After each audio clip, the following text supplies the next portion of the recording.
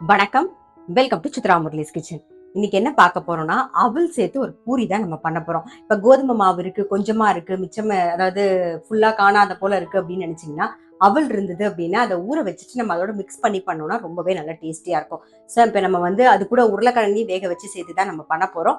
அவல், உருளைக்கிழங்கு, அப்புறம் கோதுமை மாவு இதெல்லாம் சேர்த்து ஒரு பூரி, ரொம்ப சிம்பிளா ஒரு மசாலா பூரி பண்ண போறோம். ஃபர்ஸ்ட் அதுக்கு என்ன பண்ணிருக்கேங்கிறத நான் சொல்லிடுறேன். நான் 1 கப் அவல் எடுத்துட்டு அதை நல்லா வாஷ் பண்ணிட்டு ஊற வச்சு, இந்த பாருங்க தண்ணி எல்லாம் புழிஞ்சு எடுத்துட்டேன். பாருங்க இந்த மாதிரி நல்லா ஊறி இருக்கணும் அவல். சரியா? இப்போ இதுல என்னென்னலாம் சேர்க்கலாங்கிறத பார்த்துடலாம். ஓமம் கொஞ்சம் எடுத்திருக்கேன். அதை நல்லா உள்ளங்கையில வச்சு ஒரு தேய்ச்சிட்டு அப்புறம் போடுங்க. அப்பதான் நல்லா வாசனையா இருக்கும்.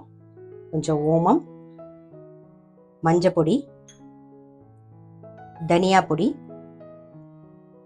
கொஞ்சமா வரமிளகா பொடி, தேவையான உப்பு, 2 உருளைக்கிழங்கு வேக வச்சு வச்சிருக்கேன், அதையும் சேர்த்துக்கலாம். ஃப்ரெஷ் வெந்தய கீரை அதை சேர்த்துக்கிறேன். நீங்க காஞ்ச வெந்தய கீரை இருந்தா அதையும் சேர்த்துக்கலாம். இது கூடவே கொஞ்சம் கொத்தமல்லி. ஃபர்ஸ்ட் இப்போ இதை நல்லா மிக்ஸ் பண்ணிக்கலாம். நாம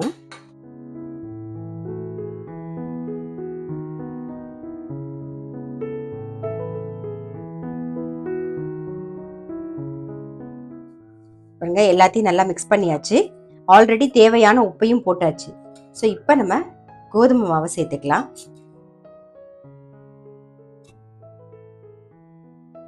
ஒரே 1 ஸ்பூன் எண்ணெய்.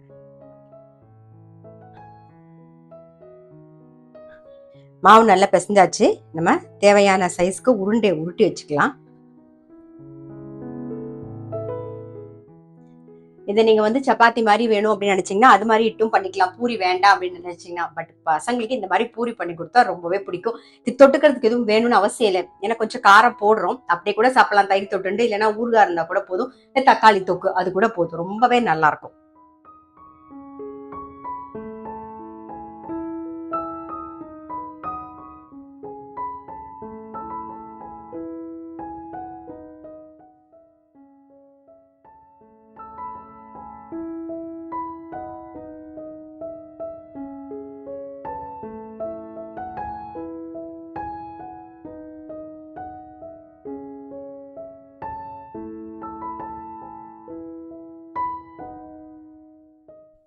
எடுத்துடலாம்.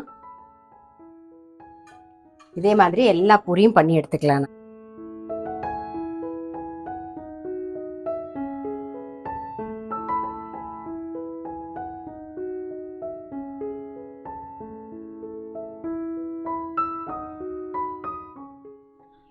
டக்குன்னு அதாவது அவலும் கோதுமை மாவு, அதாவது கோதுமை மாவு ரொம்ப கம்மியா இருந்தது அப்படின்னா நீங்க டக்குன்னு பூரி பண்ணணும்னு ஆசைப்பட்டீங்கன்னா கொஞ்சம் அவலையும் சேர்த்துட்டு உருளைக்கிழங்கையும் சேர்த்துட்டு பண்ணும்போது ரொம்ப நல்லா இருக்கும். இதை நம்ம சப்பாத்தியாவும் இட்டு பண்ணிக்கலாம். நார்மலா சப்பாத்தி பண்ணுவோம்ல, அது மாதிரி இட்டு பண்ணிட்டு நம்ம தொட்டுக்கிறதுக்கு நல்லா ஒரு ஆவக்காய் ஊறுகாய், லெமன் ஊறுகாய் அப்படியும் சாப்பிடலாம். பூரியா கொடுக்கும்போது பசங்களுக்கு ரொம்ப பிடிக்கும். இல்ல இது வேற எந்த மாதிரியும் பண்ண முடியாது, இப்படி பண்ணாதான் நல்லா டேஸ்டா இருக்கும். ரொம்ப ரொம்ப நல்லா இருக்கும். கண்டிப்பா ட்ரை பண்ணி பாருங்க. இந்த மாதிரி அவலும் கோதுமை மாவுலாம் சேர்த்து நீங்க ஒரு பூரி பண்ணி பார்க்கல அப்படின்னா டெஃபினட்டா ட்ரை பண்ணுங்க. ரொம்பவே டேஸ்டியா இருக்கும். நான் அடுத்த வீடியோல சந்திக்கிறேன்.